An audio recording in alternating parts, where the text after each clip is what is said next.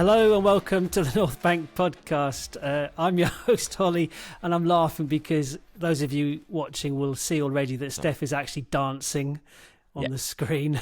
Still dancing. I'm joined by Stef and Chris. Hello, gentlemen. Good evening. Hello, mate. How you doing? Well, I'm doing very, very well, but even that doesn't seem to be as well as you're doing. There's been a high level of adrenaline in my bloodstream for a good 24 hours now. So, yeah. So this show will be primarily looking back at a very, very dramatic but a very, very deserved victory at St James's Park. We will also give a little nod ahead to Olympiacos in the Champions League on Wednesday. However, Steph, just have to start with you. You actually suffered the torment of last season and the season before. This time, a very different story, very different experience for you. Let's just get the emotional response to yesterday. Let's get that from you because you were at the game. Me and Chris were, patiently cowering, pacing, counting, praying, whatever it was. But Steph, you were there. What was it like? Utter joy and elation.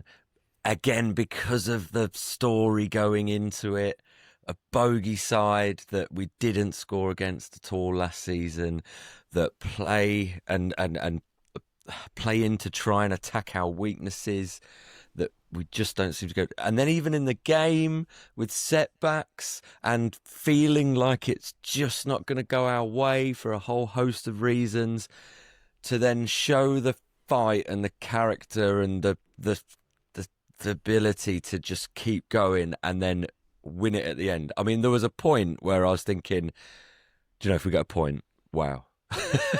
To come away with 3 was unreal, and it just popped off in that away end. And then all the way home, I had the same feeling after the Luton 4-3. There's something about late winners. I remember walking up the high road in Luton, and me and the 2 guys we were with, every now and again we'd just clock eyes and just grin. Just grin. Wouldn't even say anything. And yesterday was exactly the same. We'd all be on the minibus, and apart from the guy who was driving, people would just be looking around, look at each other and just go, brilliant, isn't it? It's great. It wasn't the Geordie you had driving this time, was it? No Geordie driving this time. That was the coach driver who takes us sometimes to the home games. It was very much a minibus, self-driven for this one. So all on our side. It was just joyful, brilliant. Well, it was somewhat ironic that the football team on the day won the match with a goal like that. Just thought it was like just to rub the salt in their wounds. I mean, it was a thing of joy. And Gabriel, well, what a game he had! I mean, we'll get into it because there's a lot to get into. But just with him alone, I mean, from his soft defending, shall we say, his petulant behaviour, following that, his handball, his goal at the end.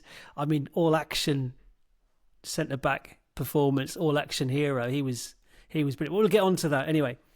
Chris, just because we've had Steph's emotional response to it, how are you feeling 24 hours after the event?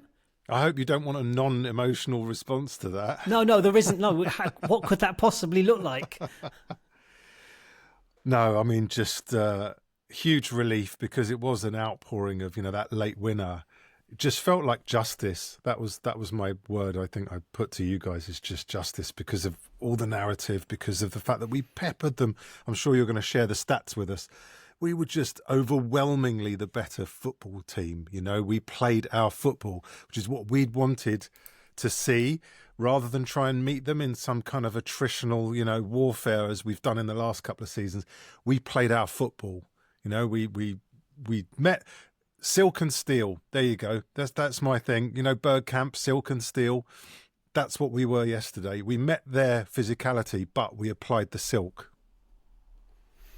I'll just shut up now. No, absolutely. I mean, a lot of it was about the context of the weekend as well.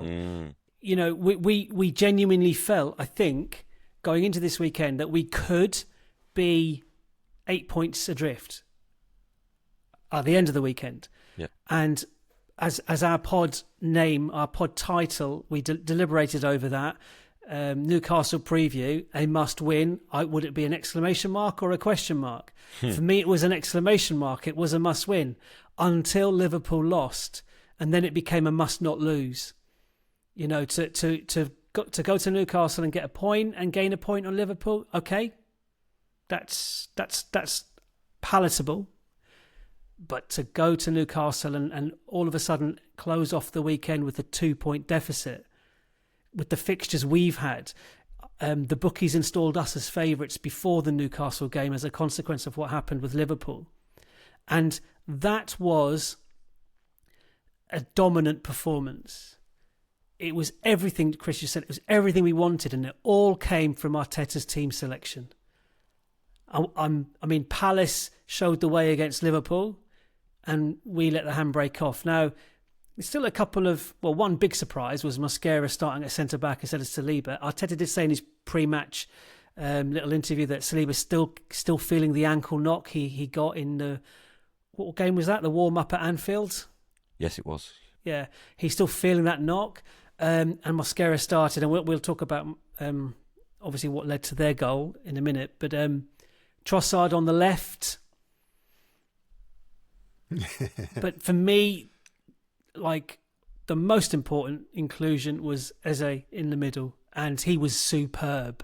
Like, he was brilliant. And I must admit, I posed the question to you two last pod.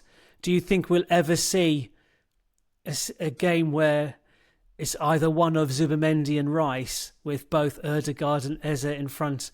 And I must admit, I liked the audition for that. Yeah. For that starting formation.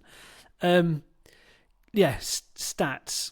Well, let me just read something. I stumbled across this evening this is a quote from Michael Owen, I believe. It's from a Fulham account. So anyway, this Arsenal team is miles ahead of Liverpool in terms of performances.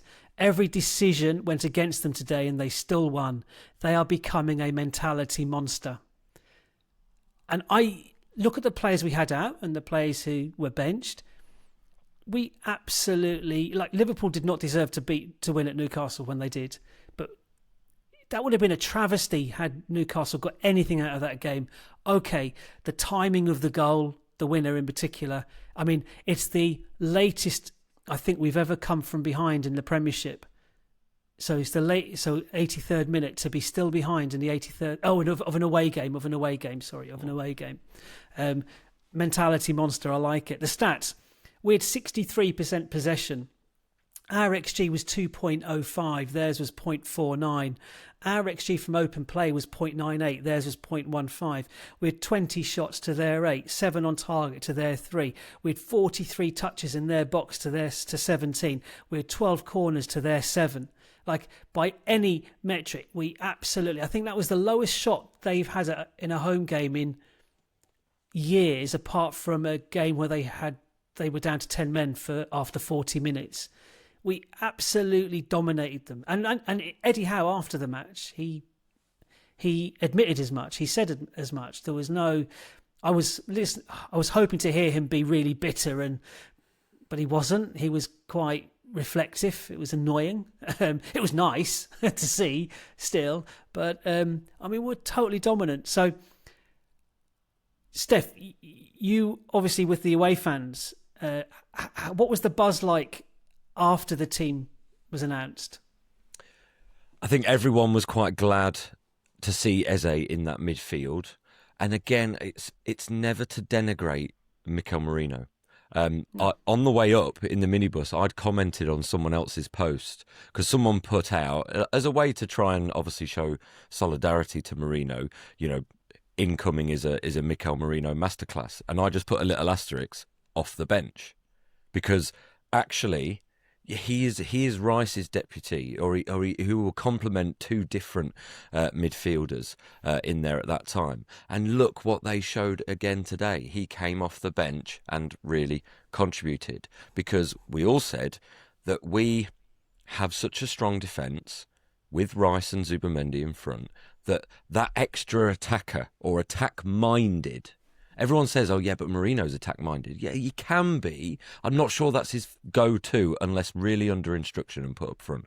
So to see Eze in that situation, just much more creative, can change. I noticed it more when Odegaard came on later on, but just change the point of attack in an instant, in one touch, in one spin.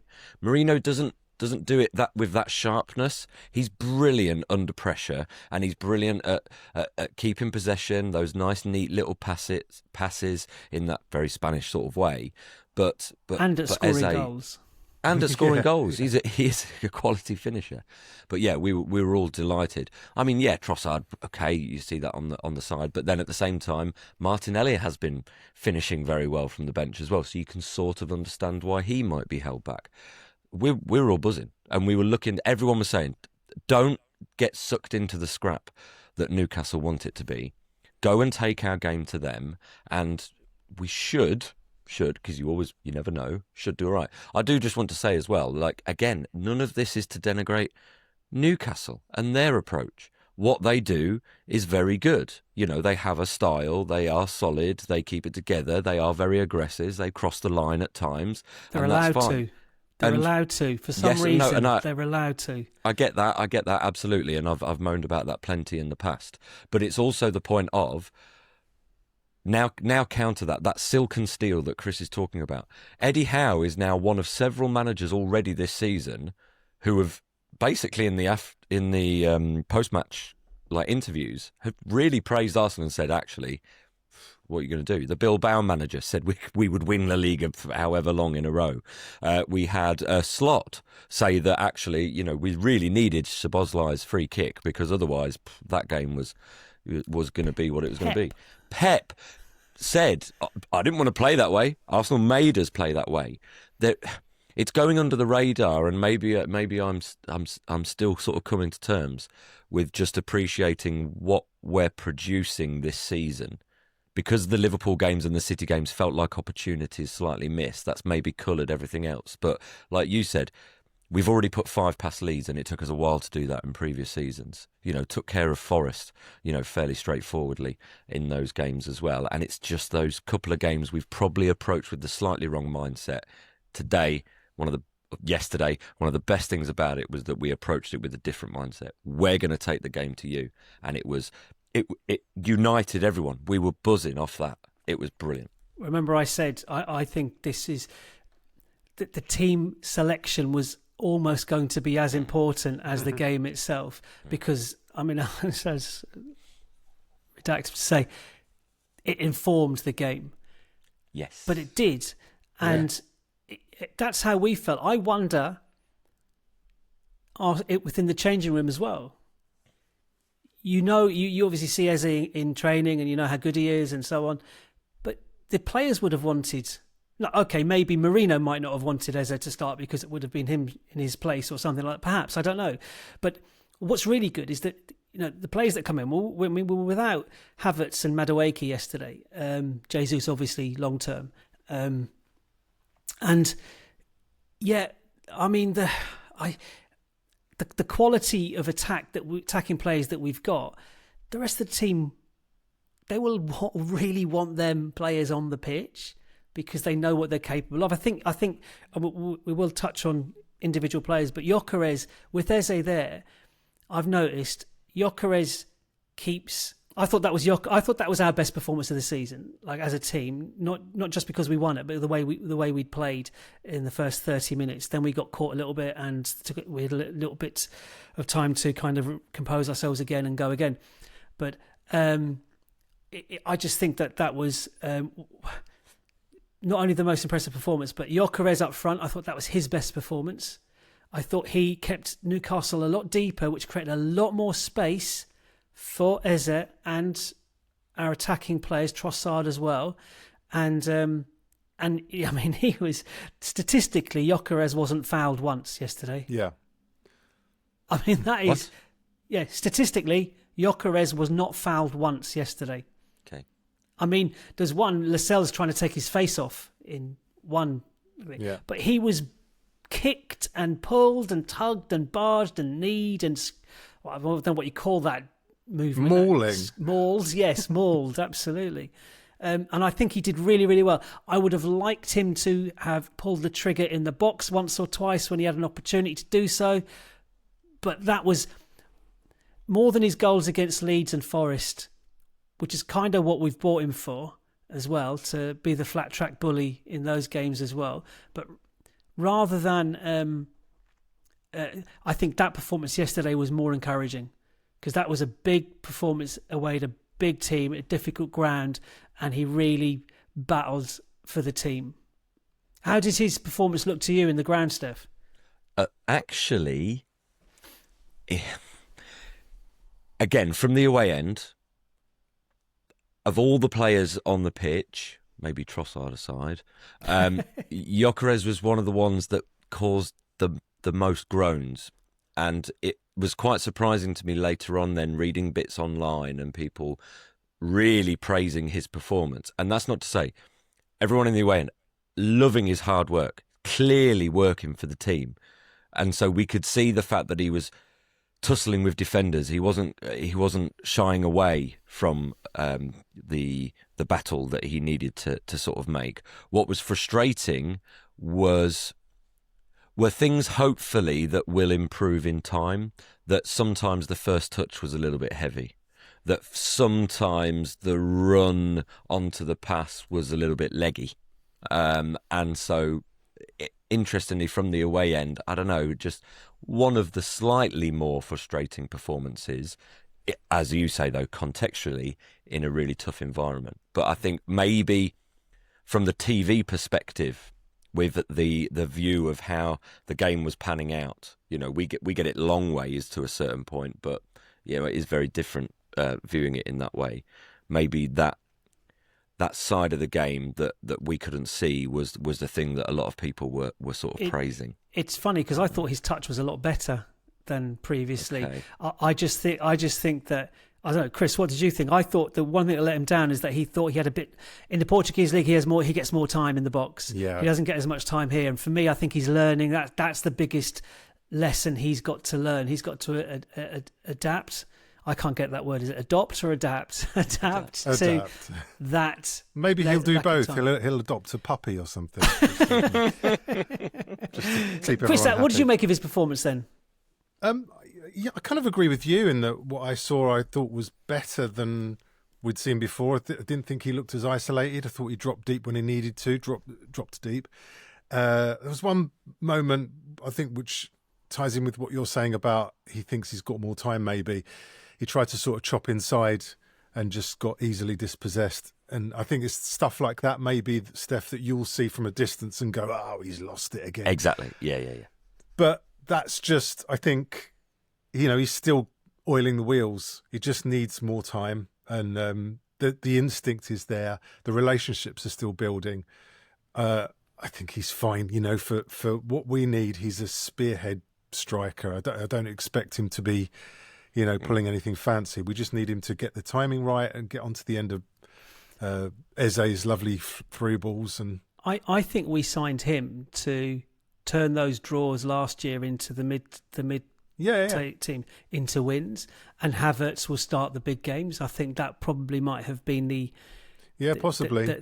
plan with him. But I was encouraged by that performance.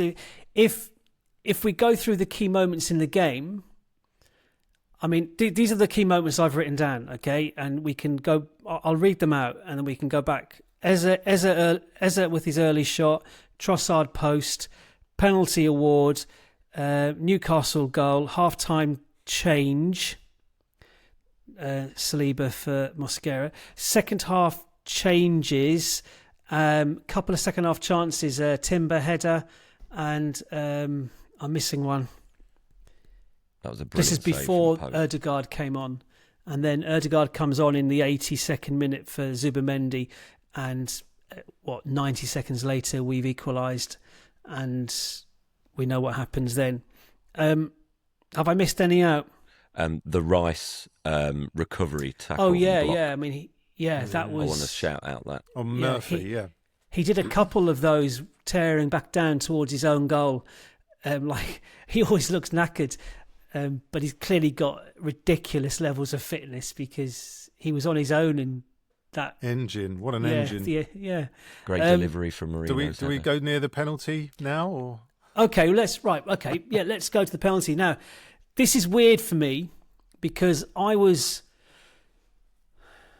for me, it was a nailed-on penalty. Like, all day long, nailed-on penalty. Don't care he got a little touch on the ball, couldn't care less. 1 week earlier, Mbeumo through, Chelsea goalkeeper got a touch on the ball first, cleaned out Mbeumo. Not only was it a penalty, it was a red card for the goalkeeper.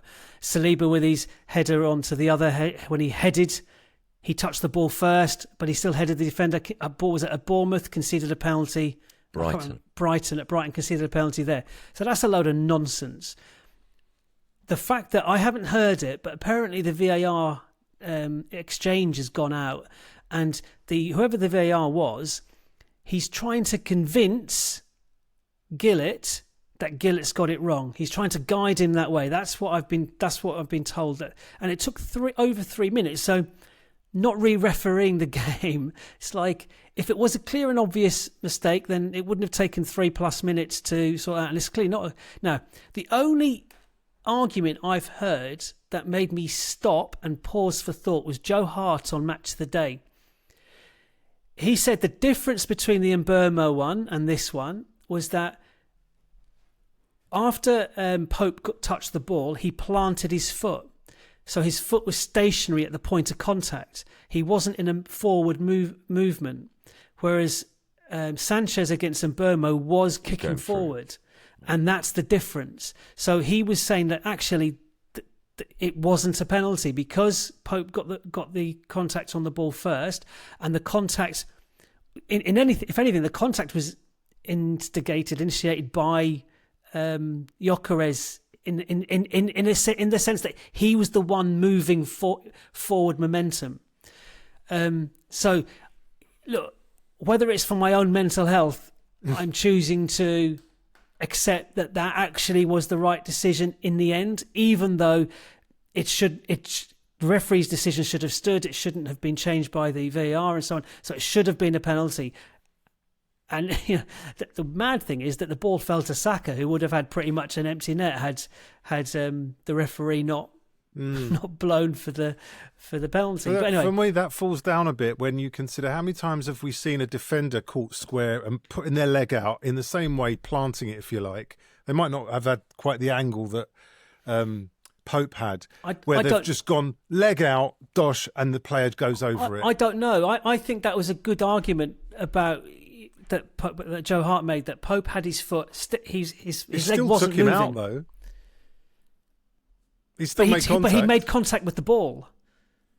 But that is so he incidental. had to make contact. If he didn't have his foot, if he hadn't moved his foot to that position in the first place, he wouldn't have made contact with the ball. And then he put his foot down. So he'd done his bit. He'd got to the pitch of the ball, sort of, and then he'd stopped. So he played the ball and then stopped. And again, when Joe Hart started talking, and the first thing he said was he disagrees with Mikel Arteta, who said that was definitely a penalty. I thought, right, come on then, fight. No way, that was a penalty. But I have to say that his explanation made sense. Yeah, and again, I saw that as well. And then I saw another one today with Dermot Gallagher trying to justify it. And Jay Boothroyd, I think the player. Yeah, ex-Arsenal. Saying, no, that's a penalty. Can I just read you something? This is not me, obviously, but it sums up what I think. Victor Gyokeres' penalty should not have been overturned. Nick Pope got a touch on the ball, but he didn't win the ball. The touch does not negate the award of the penalty. Gyokeres played it onto Pope. That's how he got the touch. And then there's a late challenge, that brings him down. Why did VAR get involved? It was not a clear and obvious error from referee Gillett. The on-field decision should have stood. How many times do you see fouls given for players that win the ball and follow through? The touch does not mean it's not a penalty. VAR should not have got involved. Yeah, but he wasn't a follow-through. Pope didn't follow through, so that's the difference. I get all of that. Once the referee gave the penalty, it should have stood because it wasn't clear and obvious. And VAR that was shouldn't Mark have got Halsey, involved. by the way, the ex-ref. Yeah. And yeah, he calls out the poor decision, but it wasn't follow through from Pope. That's the point Joe Hart was making. Steph, you're gagging to get in there. Come on, what do you think? I think it all falls down with how the game looks around the whole situation. The referee, I'm forget even the decision and the incident in and of itself. Although I think it is a foul. I think I've seen Jamie Vardy win enough penalties that way by instigating the contact, as it were, with his momentum, that actually I just want that consistency. And actually the referee did give it. A referee that we sort of jokingly criticised because he's a Liverpool fan, not allowed to referee Everton games because they're a rival. But 66% of our games so far. But anyway, forget that. But ultimately, that 3 minutes, it took so long. It took so long, and it's so frustrated when you're in the ground. You would have had a much clearer idea of what was going on. Although, again, what I don't want to hear, you said that the audio's been released now. That's the audio we should be listening to. The conversation between the guy in Stockley Park and the ref. I don't care that when they've made their decision, all of a sudden Jared Gillett comes on the mic and tells us, this is what we've decided. It's like, no. I need to know how you came to that decision. I know what your decision is, you person in the referee outfit. I nearly swore then. Because you've just said no penalty and done all the hand gestures and that. I know that. I'm not an idiot. So just how did you get to that decision? What on earth is going on? And so, like you say, clear and obvious, not on your Nelly is that a clear and obvious error. And so therefore taking 3 minutes to try and persuade, re-referee the game, which they said they wouldn't do. And they said they would hold it to a higher threshold in order to change the game and stop the game and all those sorts of things. So it's absolute nonsense. Can I just as well offer up another clue as to whether or not Nick Pope thought it was a penalty? Oh, God, yeah. He was worried about a red card. Yeah. He did not make Nothing. any form it. of protest He thought, whatsoever. And neither did the player. There was no gathering round the ref remonstrating because, he planted his leg and the touch was that. That was as clear a penalty as and they're the they'll players. have seen so many times before. Yeah, that's my view. I agree. And the Joe Hart thing is an attempt. I don't know what Joe Hart's agenda is, if he has one at all. It was a good bit of punditry on the BBC, to be fair. Because I wonder if he's giving a goalkeeper perspective. Yeah, like that's I can understand. But within the rules, like I didn't realise, I didn't even consider for a second the movement of Pope's body and leg in particular at the point of contact, and he was stationary and Gyokeres was the one that was moving, and that's significant. But it like feels said, thin end of the wedge. I just plant my foot in front of someone while they're running and stop. Right. Well, that's their exactly. What? That's my point. Well, okay, but there's an argument to say that. Well, where are they supposed to go? Like I'm not obliged to get out of your way. I've touched the ball. I've done my bit here, and if you're going to run into me, then that's on you, not me. It's not my fault. I don't know. I mean, look, it was. I mean, Not there was convinced. the levels of disbelief in the ground around the game, like the commentators on social media. It was like there was disbelief that it was going to VAR at all. Yeah. Yeah. Like, and I'm sure the Geordies in the crowd would have just gone, it's a penalty. Oh, well, will he get sent off? There was no outrage there either. No, I don't think there was at all. No, couldn't believe it. And it was at that point, I was just thinking, we are cursed at this ground. We are absolutely cursed. And it's not enough to say we won the game, so it doesn't matter. It does matter. It matters for the integrity of the game, as we've said many times. It comes back to this thing. It was a weekend. Don't let VAR over referee games. And as I'm sure we're about to say as well, and we've said even in the previous episode, this poor officiating and the re-refereeing of games and the use of VAR, the way it is implemented in this country, is everyone's problem. There were a litany of errors and mistakes. A terrible weekend for the officials.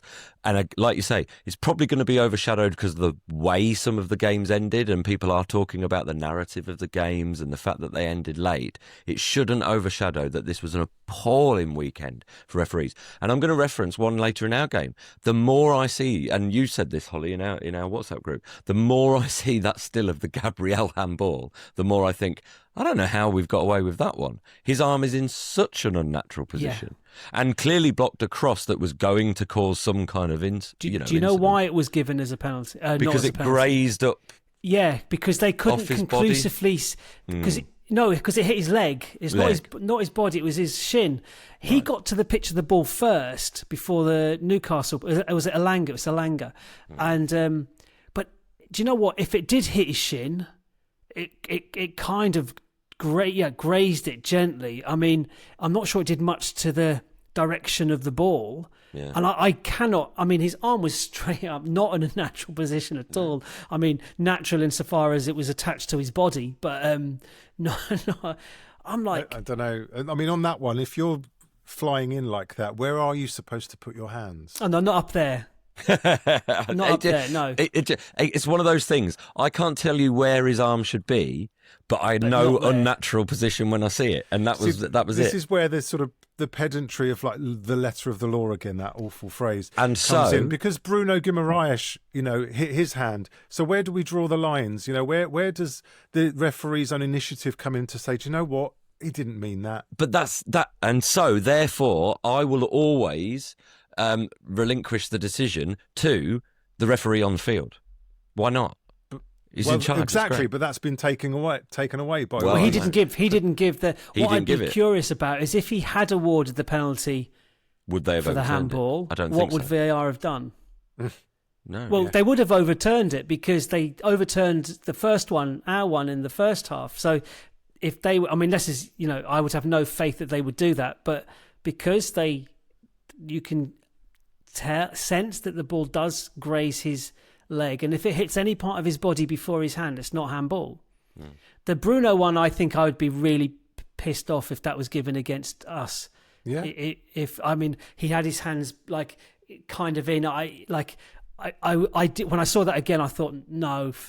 I wanted it, but in those positions, that's where you normally see a defender put their arms behind their back. Big Gabby does it all the time. Yeah, because they're so petrified. But like I said, when you're flying when you're flying through the air, horizontal virtually, I don't know where you're supposed to put your arms. Okay, maybe it was high, but this is where these definitions come in of like what's natural and unnatural, given your velocity and angle of, tackle. It's just there's so many variables. And if we're going to debate this like this, then defer to the ref on the pitch, which was exactly. And he had a really good view as well. From his angle, there was nothing. He was close to the play, and so how I actually thought Gillett was okay. How did he? We get. I think it's different. The atmosphere was febrile in the ground. I can't put it this way. The fact that you said officially Gyokeres wasn't fouled. There were some moments where the sparring, I'm going to call it, of Newcastle defenders was very much, not to our taste, but seemed to be absolutely fine with Gillett. But again, I saw some stuff earlier. I think it was on the Monday Night Football preview as we record. What they were talking about, there is a sense that referees are trying to let a little bit more go, as it were. Whether that's just to see the play unfold to a certain extent, or essentially just again raise the threshold for what they're going to call a foul. Trying to get back to that definition of foul play. Yeah, it's fine. Chris, what did you think of Gillett's performance? We were mentioning it on the weekend wrap, where is that bar for? Yes, I agree. They are trying to let more go, but where is that bar? Who was it that got studs in the face? And was it Chelsea? Gusto on the Brighton. There does have to be a bar at which they go, no, that is definitely a foul. You can't just keep waving. That's dangerous play. That's dangerous play. And their primary objective as referees is the safety of the players on the pitch. That was endangering an opponent. So, and I thought, okay, Arsenal goggles, but I did think Gyokeres got a rough time, and he might have been looking for it occasionally, but when he got his face half ripped off, you just think sometimes there needs to be a bit more, attention paid to that. I just want to reference the idea of consistency as well. And so the decision over the Nick Pope one, if that idea of the planted foot thing, well, it would set a precedent. So when we see situations like that again, essentially they've got to stick to it. And the one that got me was, I didn't see this at the time, I hadn't noticed this, but Voltemada obviously complained about some roughhousing from Gabriel. And immediately my head went to, yeah, well, it was fine when Gyokeres did it to Jorginho a couple of seasons ago, so you've set the bar there. And it's similarly, when they scored their goal and there was the push in the back, okay, yeah. Well, it wasn't a push in the back a couple of seasons ago when Joel Linton did it to Gabriel, so it definitely wasn't a pushing back. Now, I think actually yesterday's one, Gabriel was pathetic on that. That was poor. That was weak defending. Really poor. Weak defending, and then Petty almost trying to just make up for the fact that he got it wrong in the way he positioned himself and went down far too easy, trying to protest too much, as the lady doth in Shakespeare. He didn't even need to. I don't know why he went to ground. He might not have won the header, but he could have put Voltemada off somewhat. What happened was he sort of spun round. There was movement. Obviously, Voltemada was moving around in the box, and he basically he should have been goal side. I just think when you're standing in front of the man you're marking, you've basically put yourself there to be shoved. If you're goal side, or at least your body angle is such that you can see him and sense him, he's not going to be able to shove you in the back. That's the way I saw it. And in a way, it's sad that Mosquera got the pelters for giving away the corner, which can happen anytime. That thing of, okay, it spun off his boot. Then you reset and you defend the corner properly. Don't put it all on Mosquera. And then he gets subbed, maybe because his head went a bit. I don't know. But that was Gabby, unfortunately. Yeah. But, he has a habit of, redemption. Yeah, listen, we can forgive him that, and the Man City goal the week before for the 96-minute winner yesterday. It's like, because he did kind of jump into midfield against City, didn't he? Missed the fine if he'd actually won the ball back, but he didn't, and all of a sudden Haaland was free in behind him. The goals, I think we have 12 corners in the game. Rice went rogue and took a short corner. Eze wasn't even looking at him when he basically played it, and then he thought, oh, okay, and a little exchange with Odegaard, and then lay it off for Rice, who kind of crossed it blind, and that was some header. Brilliant cross, brilliant header. Really, it couldn't have gone anywhere else, could it? He had to put it there. And I love the goalkeeper's reaction. It's like his feet are planted to the ground, and the ball kind of bounces off the inside of the post, and he tries to claw it out, doesn't he? Yeah, in his mind, he's got a chance of saving it. No, you haven't, mate. It's already it's 2 yards behind over the line. It's gone. But nice try. and the actual Pope was their man of the match, but yet he cost them the game though, because. He threw it out cheaply, didn't he? Yeah, he threw it out trying to go for the win, like they did against Liverpool. They went for the win and ended up losing the game. Steph?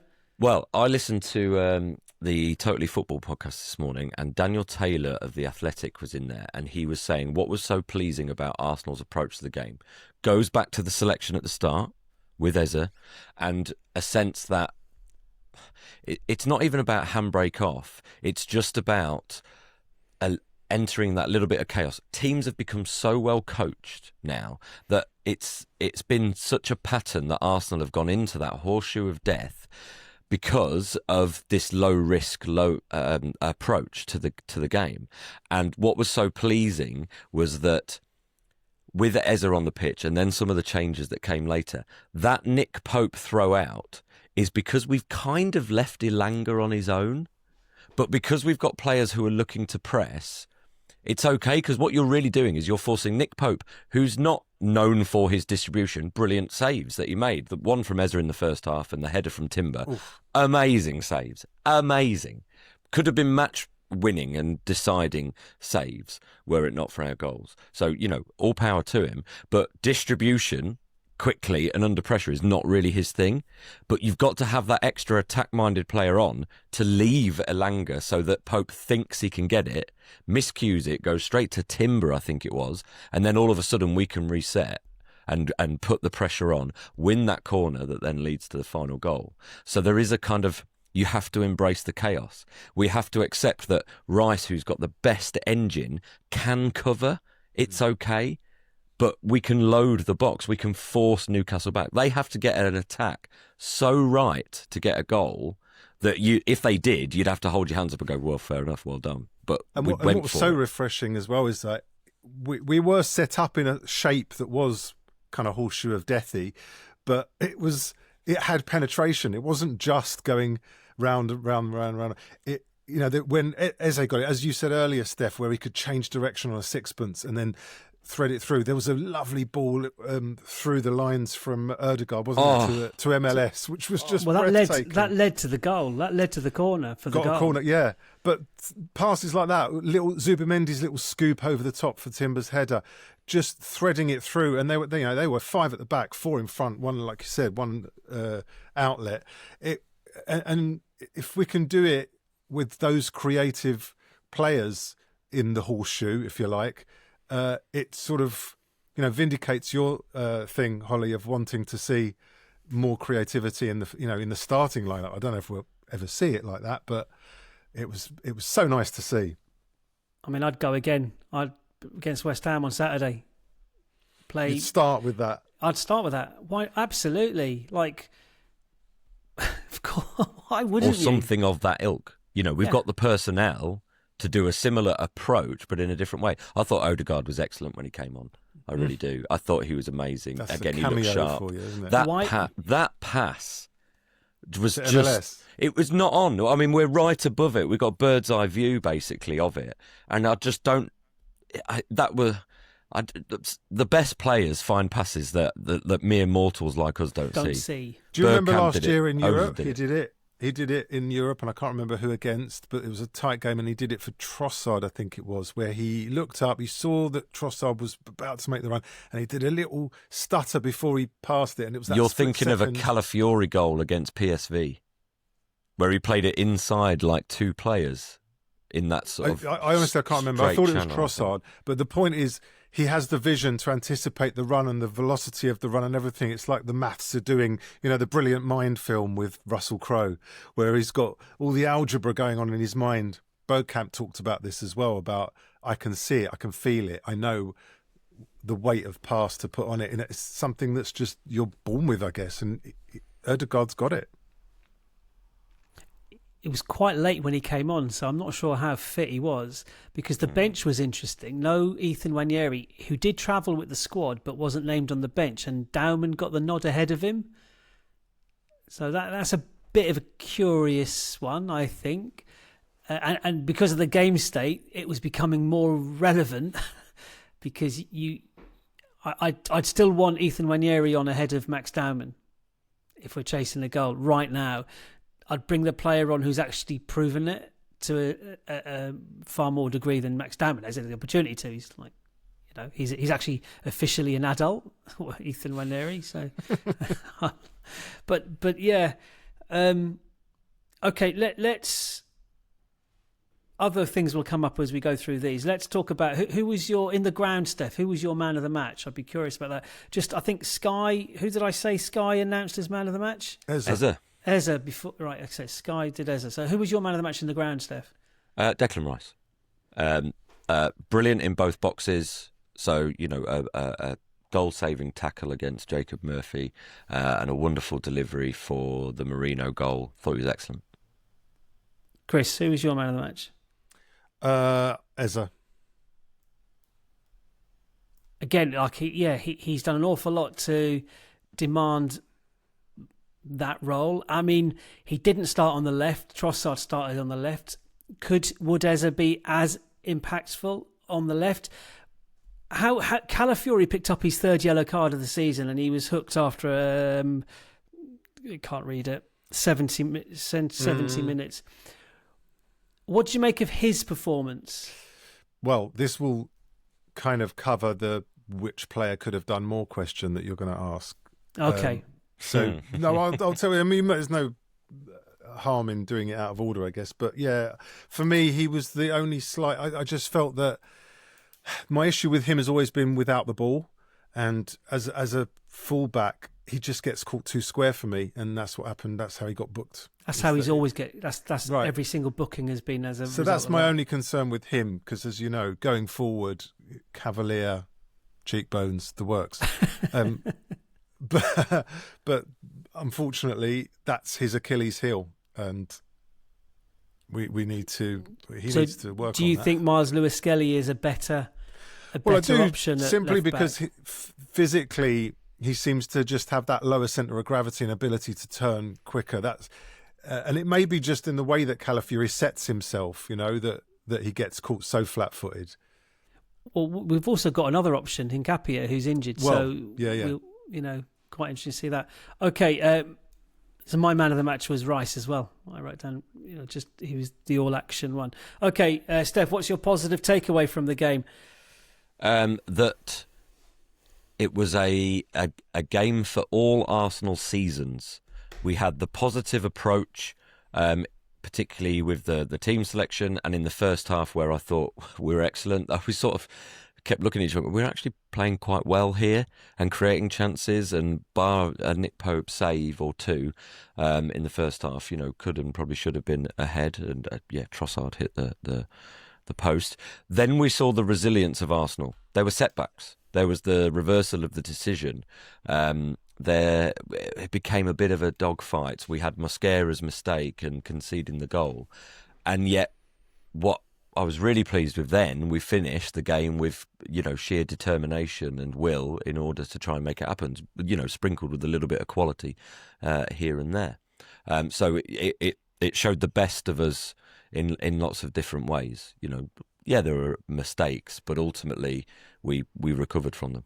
Brilliant. The Trossard post thing, I think he should have done better. Am I harsh?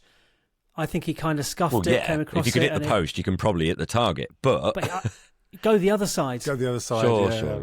That's what you'll say ultimately. When someone goes near post and fluffs, you're always going to say, you should have gone across the keeper. I'd say you should have gone across the keeper anyway. I think when you've now got you've got a striker like Gyokeres who wants to feed off those scraps, then but across here there. Okay, Chris, positive takeaway. I've just simplified it to say we can do it. In other words, we have the ability to go and play our game and should be more confident of our ability. My positive takeaway, we won it ourselves. We weren't moaning about VAR. We won it ourselves. We didn't. Having those attacking players meant that, like the goal that should have been disallowed, like the ball was out of play, Willett kept it in, all that. We were crap that day. Yes. Oh, yeah. So it's very, very different. And I thought, look, we won this game. There's nobody anywhere, even the Newcastle manager, saying we were robbed. We know that it was an unjust result. They're gutted because of the timing of it. Of course.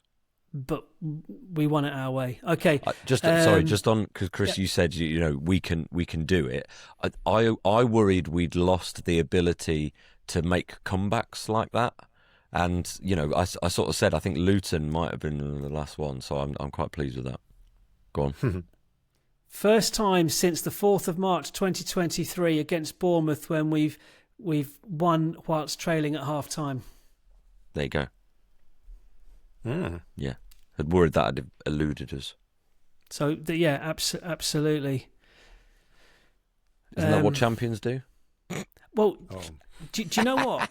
Because of what happened with Liverpool, because of what happened yesterday with us, I wonder, will we look back on that Martinelli goal and think, do you know what? What a crucial point that was. The 93rd minute equaliser against City, where we left the ground feeling, another missed opportunity. Anyway, right. Steph, what was the most disappointing aspect of the game? Well, we've already spoken about... I deliberately came into this knowing we're going to talk about trying to avoid talking about the officials. I mean, that is obviously the disappointing thing that VAR is re-refereeing games. But, Gabriel for the goal, it just annoyed me because when he was remonstrating, I sort of thought, maybe there is a push, maybe they will rule it out. And then when they showed it on the screen, they've got a little screen up at the side and the sort of away end, we all went, nah, mate, come on. Jesus, get up. Just get on with it. So, yeah, that was disappointing. Because Trossard, it wasn't just Gabriel who appealed. Trossard really appealed as well. Well, yeah, he's probably following, someone who's a big Lead. character and a leader at the back. Trossard's probably going, yeah, what he said. Chris, what is your most disappointing aspect? Oh, I'm going to disappoint you. I am going to say officiating because I think it's too big a thing to overlook. So for me, it's that. I'm keeping it within the Arsenal camp, and I'm saying that we didn't take those early chances. We rue these missed chances, Chris, and I thought you would say that. No. Well, but this is it. Either one of the Eze chances goes in, or we get the penalty and the Trossard one. But actually, ultimately, against a team like Newcastle, because as soon as they got their goal, we were like, oh, we're in for one here. They're going to make it really turgid. They're going to sit. They're going to counter. They got Murphy, Elanga off the bench.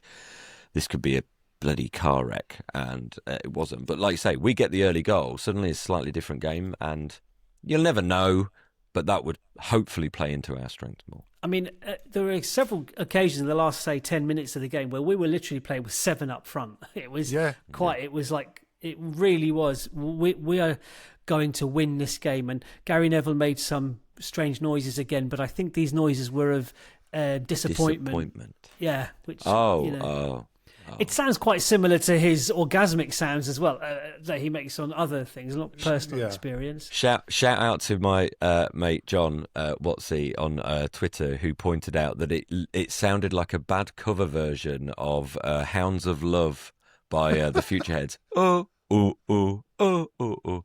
Who are a Newcastle band, so there was a slight tenuous link in there. I thought that was quite fun. That reference sailed way over. Well, it's a cover of a Kate Bush song. There you go. There's someone you might have heard of. Yes. Okay. Steph, which player impressed? Well, I'm going to call it the player under the radar that probably didn't get the flowers, because the man of the match is the player that impressed. But Zubimendi, I thought Zubimendi was brilliant because he plays the defensive midfield role, but almost as the second string attack. He tries to win the ball so high, and I love that about him, and he's really competitive in the tackle. Again, we talked a few weeks back about how he's deceptively tall because he seems like a small, diminutive player. But no, he puts it about, and he looks... Where we say Gyokeres is getting used to the fact that he doesn't have much time, I worried Zubimendi would take a bit of time to adjust to the physicality of the league. Not a bit of it. Loved it. Thought he was great. Yeah. Chris, who impressed? Simply for the impact he had when he came on, Odegaard. Yeah, I mean, I think there's probably a case to make for an argument to make for lots of players impressing yesterday. Yeah. Someone on the minibus, I can't remember. I wish I could remember who told me this because it was a good point. That they felt that Odegaard looked really good, and that maybe sometimes the issue is when Odegaard is playing with Saka, he's always looking for Saka. And that by Saka already facing the other way actually a lot, yeah. But like by Saka's side, Saka being off the pitch, maybe just made him, look up a bit, use his vision, and try and look for different personnel angles. I don't know, because we love the combination that they have, and when it works, it works. But at the same time, there is a predictability there that teams can try and legislate for. So I just thought that was an interesting point. It's why we need to start with either Zubimendi or Rice. Yeah. And you've got Odegaard on the right-hand side, and you've got Eze on the left-hand side with Madueke or Martinelli, whoever it is. Notice the absence of Trossard there, on the left-hand side. But, okay. Yeah, I put down possibly Timber, but then I've gone for Gyokeres, just because I thought he created the space. He did a lot to run that Newcastle defence ragged. He did not stop. He put himself about. I just thought that was his best performance. His most encouraging performance, maybe, would be a fairer way of couching it, perhaps. But so him. Okay, which player did you want more from, Steph? I put Gyokeres. So did I. There you go. Did you really? Yeah. But it's that thing, isn't it? Because it's the hard work was there, but just that little bit of instinct and speed. I'd love to see your school reports that you give students. I'm confused, sir. Why have you given me an A and an E? Yeah, but that's a world I know. I don't profess to be an absolute wise person. I'm giving my views as a fan. I don't know. Whereas when it comes to English in the classroom, I can be a bit more precise. Objective. Just want goals. Isn't it? Yeah. No, look, So I appreciate his hard work. He works hard, but yeah. For me, I said that I wanted more from Gyokeres in the box, like in terms of getting the shot off. That was just that aspect of it, and that will come. Chris, who did you say? Which player I said Calafiori, didn't I? Calafiori. Yeah, for the reasons I said earlier. I still love him though. Of course you do. Yeah. Calafiori is not just for Christmas. He's not. Shaggy dog. Okay. Right, I'm just looking at. We are going to talk about Olympiacos, but before we do, let's just 6 games in, 13 points from 18, 2 points behind Liverpool, sitting in second place. What are we? Joint fewest goals conceded with Crystal Palace, scored 2 goals fewer than Man City. So we're the second top scorers. We've had 3 of our most difficult away games. We've also hosted Manchester City, and last season's was it Forest finished 5th or 6th? 6th last season. Yeah.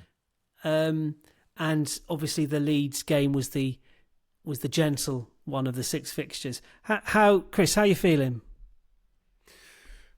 I think you have to be pleased with it. I think we maybe had us down for a couple more points, didn't we? We said we could afford to lose maybe 1 and we'd still be in good shape. I think that may be a bit churlish considering how difficult those fixtures have been contextually.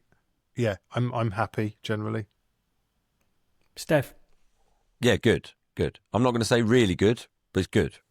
I think it's good, especially after the way the weekend's results fell and Liverpool dropping points at that moment. Did I see them going completely unbeaten in the first 6 games? No. So for them to then lose was obviously encouraging to us. But I think we've generally dealt with these tough opening fixtures. When the fixtures came out in June or whenever it was, we looked at those first 6 and said, right, we've got to hit the ground running. And there have been a few performances where, the fluency in attack at United, at Liverpool, wasn't amazing. We felt we maybe could have approached things slightly differently against City. So, there's certainly things. And we've had to deal with injuries. I think the first 5 games, someone was injured every game. Like, it's nuts that we've got that level of diversity still to deal with. So, yeah, good. What's interesting, and we said this earlier, that you said Gyokeres may have been bought to turn some of those games that were drawn into wins. Our next 2 games in the league are West Ham and Fulham. Both games that we lost last season at home and then away to Fulham. Both games that we lost. Those sorts of games will be interesting to see how we approach. I mean, they're very important because Liverpool's next 2 games are Chelsea away and Man United at home. But so they're going to get 6 points. So. But they're facing Chelsea, a depleted Chelsea, a Palmer-less Chelsea. Lucky Liverpool again. Arteta is learning. He made the change at half-time against Man City and he continued with the team that finished that game or the approach that concluded that game against Man City by selecting Eze in that creative role, that to have that link between midfield and attack. So, Arteta's getting used to his squad as well. He's got 8 new players and a kid. So, there's that. 13 points from 18 games. I think the context of this weekend has allowed, or not allowed, it's the wrong word, put a much more positive spin on that tally. I think had we not won yesterday, we'd be feeling a missed opportunity. Almost three games: Liverpool away, City at home, and Newcastle away. Even if we'd drawn that game with the late-ish equaliser and gained a point on Liverpool, we'd be thinking, well, how many games are Liverpool going to lose? And when they do lose, we need to capitalise on it because we need to keep the pressure on them. And I think they feel it. I mean, you saw, Van Dijk booked for dissent late on, Slot losing his mind on the touchline. It's like...